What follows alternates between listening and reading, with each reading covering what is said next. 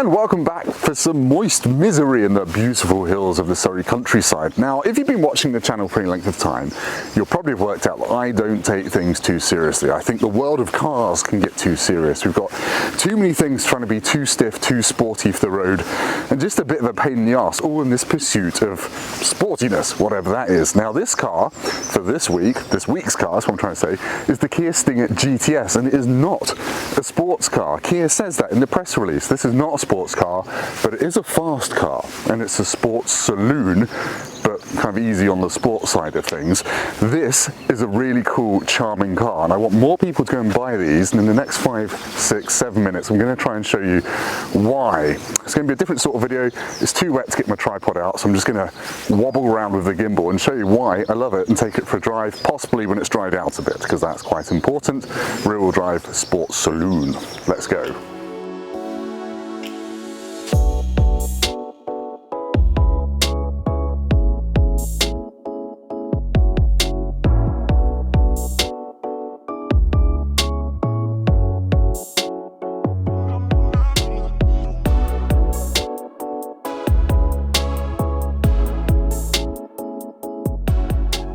Right, I'll let you in on a secret. I've been trying to film this car for the past 5 days and it just hasn't stopped raining. So I'm afraid it's going to be a GoPro walk around because I don't want my gimbal and fancy camera getting wet. Right, let's go. Right, let's talk about the Stinger's looks. This got updated in 2020 with some slightly different headlights and taillights, as we'll see in a bit. It's actually designed in Europe with help from Namyang, which is Kia's headquarters in South Korea. And fun fact, the N in Hyundai's N division stands for Namyang and Nürburgring, but yeah.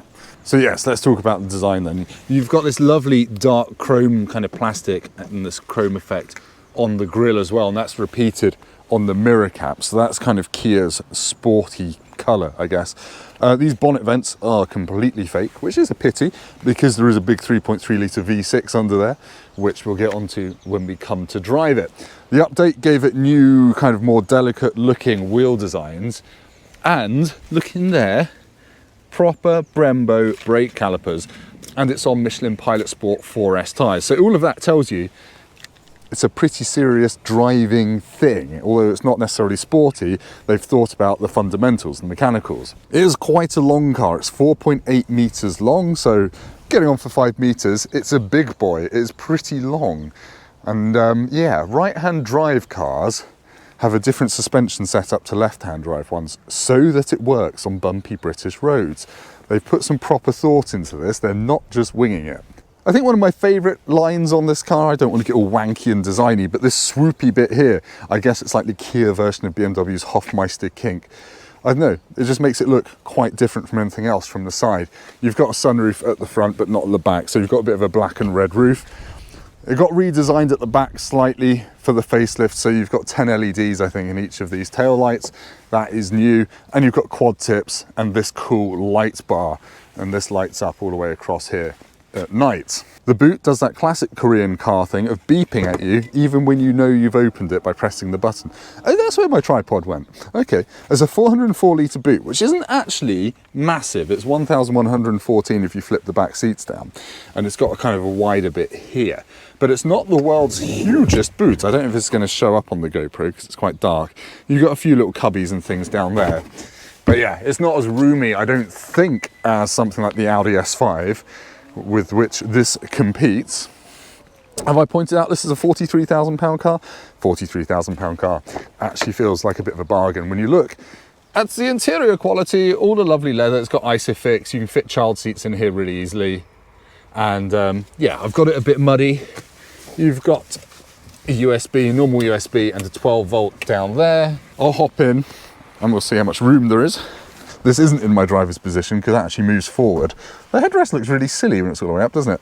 Anyway, so I've not got much knee room because the ignition's off and that will move forward when I turn it on.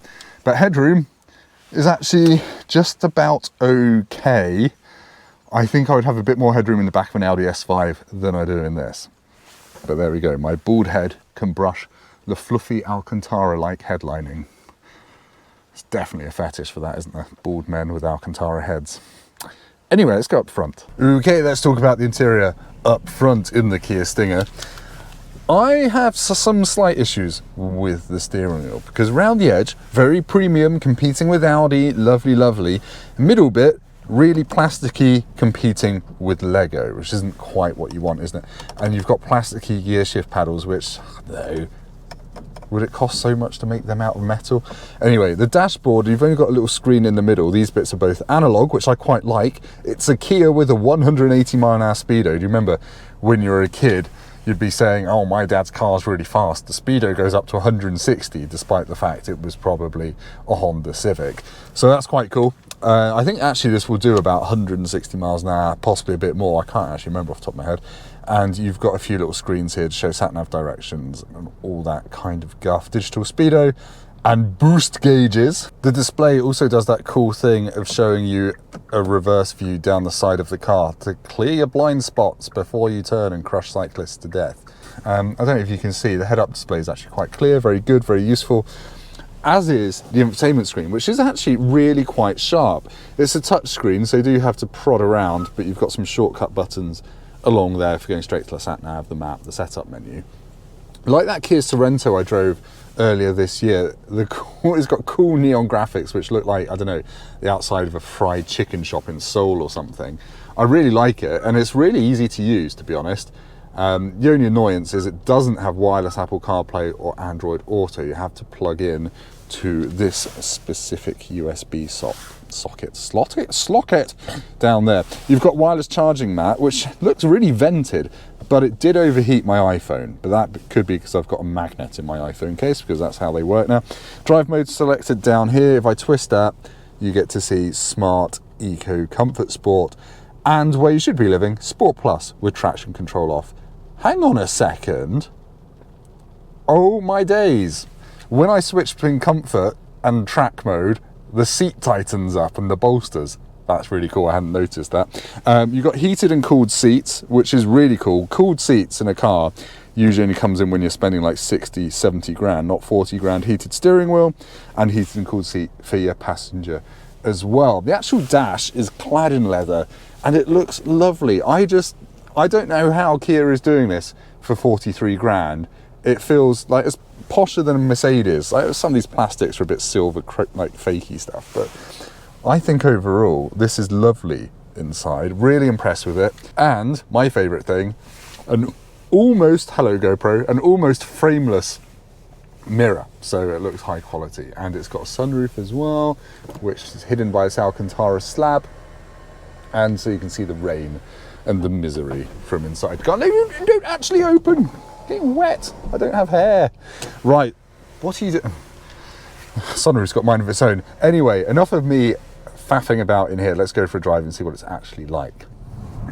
So what is this magic Korean car actually like to drive? Well, first impressions when you get behind the wheel and start pootling around in it are that it's quite a posh thing, and it definitely feels premium. Everything from the leather outside of the steering wheel, though the inside is quite hard plastic, the dash layout, the head-up display is nice and bright and big and clear.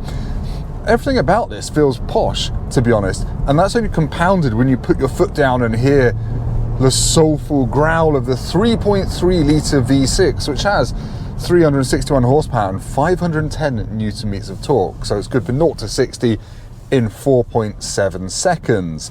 I've been getting 32 mpg out of it on a long run. It dips to more like 27 when you're hooning it around. But yeah, this is actually quite an entertaining car to drive when you're not stuck in traffic like I am currently. So I've done 600-700 miles in this car in a week, which is way more than I'd normally do in a press car. I've chosen this car for a big trip up to Preston and back to do some electric trials bike riding. Go and check out Tim Rudy Rides Motorbikes to see me falling off and breaking my legs. And it's been a really comfortable cruiser. The fact that it's got heated and cooled seats is amazing at £43,000. I've got an Alcantara headlining. Everything just feels really posh and it's uber comfortable. The seats are really adjustable. You can squeeze the bolsters in and relax them. It's just a lovely thing. And to be honest, I'm quite happy that it's not uber firm and uber sporty, because even in sport mode, it's still reasonably roly-poly, but in a comfortable way, not a disconcerting way. Now, this is a rear-wheel drive car. It does have a mechanical limited slip diff on the back axle. And yes, you know what that means, it does drift. Right, I'm now doing some sensible motorway speed driving. I'm going to talk about the sensible things that I forgot to talk about thus far. So, road noise and wind noise in this is actually really well controlled. And that big kind of 500-mile round trip I did the other day, it was just a lovely car to cruise along in. And it's got loads of tech as well that's included as standard. There basically aren't any options on this car. So you've got these 360-degree cameras, you've got the little rear view looking camera when you indicate in the instrument display, adaptive cruise control, everything is basically included. I can't really think of anything that's missing other than the wireless Apple CarPlay.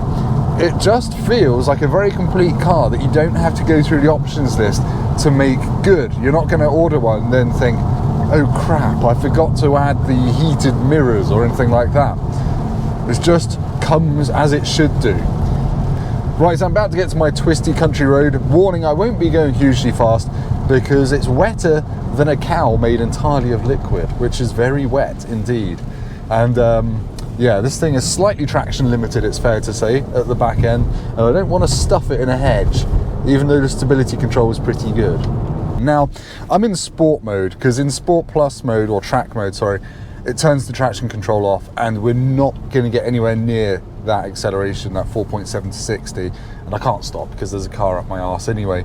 So yeah, there's more chance of me winning GQ's Stylish Man of the Year award than there is of this accelerating in this conditions, but let's go anyway. 30 to 60, sideways. There we go, 60. That was squirmy, even in sport mode with everything turned on. It's fair to say that when you put this car in sport and track mode, you do need to be paying a bit of attention, especially when it's as wet as this, because that torque from the V6 comes in from basically no RPM, and it will melt the rear tyres, even though they're sticky Michelin Pilot Sport 4S, decent tyres. See what I mean? So on a twisty road, in the dry, this is actually a really nice car to kind of hustle. It flows with the road nicely, and it's quite soft on its springs, even in sport mode. So you get a bit of body lean and you can sense the grip, even though the steering isn't really full of feel. It's a criticism you could level at pretty much any modern car. The gearbox is quite quick to downshift, and yeah, I mean, I'm not going to boot it hard out of here because it's wet, but you have to kind of mete out the power gently if you don't want to just go completely sideways. But it's good fun, it's engaging, and it is proper fast as well. Like when it's dry and it hooks up, this thing is a bit of a rocket ship, and it weighs 1.8 something tons, which isn't that heavy these days for a big car like this, like almost 5 meters long. So yeah, this is a hugely enjoyable car to drive. It's just, yeah, it's got a slightly different character to the really sharp, sporty things. Oh, half throttle. Ooh. It's entertaining, and it's a little bit old school, and I don't mean that in a bad way. It kind of takes me back to those old kind of big BMW saloons and stuff, which were a bit leery, and you had to kind of, you know, be working at the wheel when you're accelerating. I like it. It's a charming thing, and I've really enjoyed the fact it can do entertaining and comfortable at the same time. Go and buy one, please. You can stick your kids in the back, go on holiday, show them how to drift, all that kind of stuff. If you could teach me as well, that'd be good. Anyway, enough waffling. Back to you, Tim, for a soggy outro. Right, let's do a conclusion. First up, apologies for the slightly slapdash nature of this video. Even more than usual, blame the British weather and my camera's getting wet. Do I like the Kia Stinger GTS? Yes, I do. Hang on. Yes, I do. I think I've just smeared it. It's kind of got an old school vibe that I really like an E39 540 or something like that. You know, a big powerful saloon that isn't overtly in your face, shouty and sporty. It's actually just a wonderful thing. It's got a character all of its own. That engine has so much torque, it makes every drive either relaxing or a joy if you're hooning it about. It feels really posh inside. I think it looks brilliant, and for £43,000 I would much rather have one of these than an Audi S5, especially now the S5 is diesel. I think it's still diesel, they change their minds every other week. Yeah, I think it's one of the best cars that Kia makes. I think it's definitely the most exciting car they make, and I kind of want to see them do more of this sort of thing. I'm sure they don't sell too many of these, but I want them to sell more. So if you want a powerful saloon car, go for something different. Go for one of these, turn stability control off and do skids in a McDonald's car park in a Kia, because who else is going to be able to say they've done that? Anyway, enough waffle. Thank you ever so much for watching. I really do appreciate all of you lovely subscribers, so do click subscribe, because I've done plenty of these stupid videos now and I'm going to keep doing more. Gutted. And yeah, like, comment, subscribe. Called me a wet idiot in the comments, and I'll see you next time. Thank you very much. Look, the cows haven't been having sex today. It's too wet. Slippery cow sex. Bye bye.